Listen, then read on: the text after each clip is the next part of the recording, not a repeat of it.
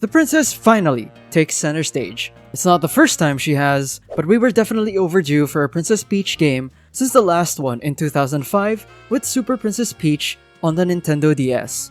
That was almost 20 years ago, which is wild to think about. But now that the game is out, we're wondering why it took Nintendo so long to put Princess Peach in the spotlight again, because she certainly knows how to handle it in this game.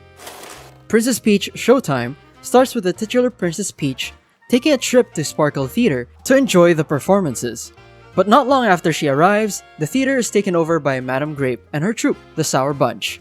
Peach meets Stella amidst the chaos and teams up with her to restore the theater. They go through the different floors and rooms, ridding the establishment of the influence of the masked miscreants, and helping the theatergoers and performers along the way.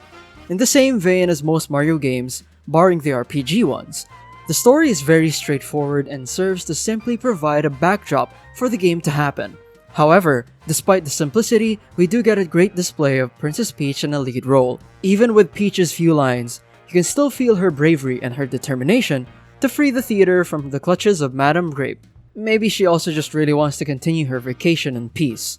Stella, despite mostly serving as Peach's mouthpiece, has a lot of personality of her own. Her spiritedness complements Peach's silent protagonist role, and it's genuinely fun seeing the two go on their little adventure within the massive theater. Speaking of the theater, each room in the theater is a different level. These rooms essentially take you through different game genres. As you may have already seen from the trailer, this game features Peach in different costumes, basically turning her into video game Barbie in a sense. Each room of the theater corresponds to a certain costume, and each costume gives you abilities related to said costume. And so, the gameplay of the costumes and the rooms they correspond to vary. For example, the castle room gives you the sword fighter costume, which turns the game into a classic hack-and-slash adventure game. The ninja costume turns the game into a stealth game, the patissier costume into a cooking game, and so on. The rooms provide a different experience every time, which keeps the game fresh, even after a few hours in. The game is quite easy though, which is probably the biggest issue for us gameplay-wise. For most people, you'd have to be very distracted to fail a stage. In fact, you could probably play a simple mobile game while playing this game and not have too much of a problem. Get those gacha game dailies in, you know? That being said, we do understand that there is a market for easy, casual games. Not every game needs to be Dark Souls, or Elden Ring, or Parodius. And easy games have a right to exist and be enjoyable as well. We see this game being a good choice for parents who want to buy an age-appropriate game for their children. It's especially good since the variety in gameplay also serves as a gateway for them to experience different genres of games within just one game. Or you could also be an adult who just wants to sit back and relax, watch Peach kick butt after years of being a damsel in distress. Throughout the different stages, you collect Sparkle Gems.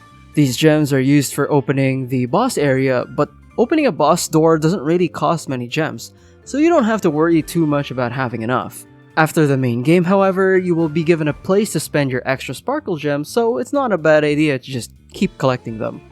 It's possible to miss a Sparkle Gem or two along the way, and that's where some replayability for each level comes in. It does lengthen your playtime, but due to the gameplay variations of each room, you may be more inclined to repeat some rooms more than others. Personally, the slow-paced rooms feel more of a chore to replay compared to the more action-packed and fast-paced ones. After completing the 4 stages on a floor, a boss door will appear. Each floor's boss has a unique gimmick and theater-related theme. Because of their unique gimmicks, each boss battle feels different and doesn't feel like a repeat or a reskin of a previous boss. Though we said that the game is fairly easy, the most difficult part of the game actually comes from the minigame challenges that appear on each floor after clearing every room. Getting a gold trophy on the minigame requires multiple tries, as you have to be somewhat familiar with the layout of the game and where enemies pop up to get a good score.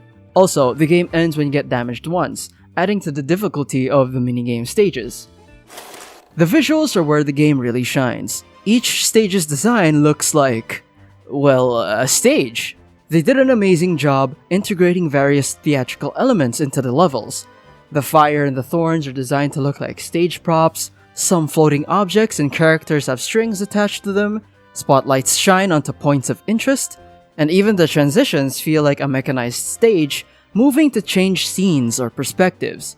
It's all meticulously crafted to induce this cohesive theater feel to every stage. Peach herself also looks perfect. She looks great in every costume she's in. Each costume is appropriate to each setting and brings out a different aspect of her charm. Like a proper star actor, she gets into character well with every costume she dons. Charming and beguiling as a phantom thief, noble yet strong as a sword fighter, elegant and refined as a figure skater. However, one problem we have with the graphics is that it stutters quite a bit in certain spots. It's not exactly a huge hindrance to the gameplay, but it did bother us from time to time. It's very noticeable in the loading screens. See? The curtain here is supposed to be waving. But here's a more obvious example. Yeah, stuttering on the loading screen is kinda wild. If a patch can solve this, we hope they can roll one out soon.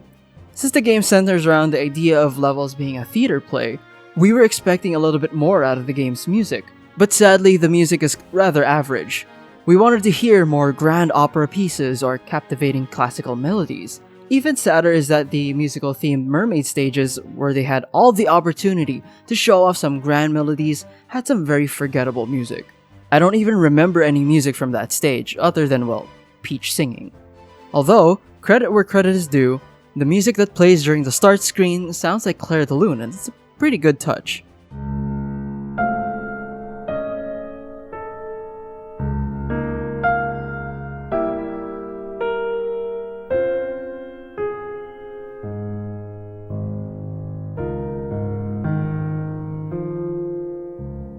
It's really too bad because we know Mario can come up with some amazing music, as evidenced by the absolute bop of a song, Jump Up Superstar from Mario Odyssey.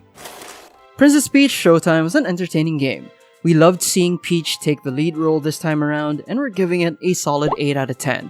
The story is nothing to write home about, there are minor graphical issues, and the musical aspect of the game leaves a lot to be desired, but it still comes out to be a fairly enjoyable experience overall.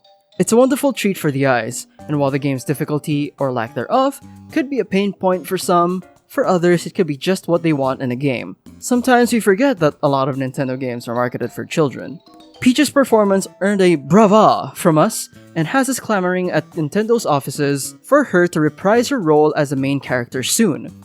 Seriously, Nintendo, more protag Peach, please? But that's all from us. What do you think about Princess Peach Showtime? Should Peach be given more games? Tell us in the comments below. Like if you like, subscribe for more video game related videos, and we'll see you in the next one.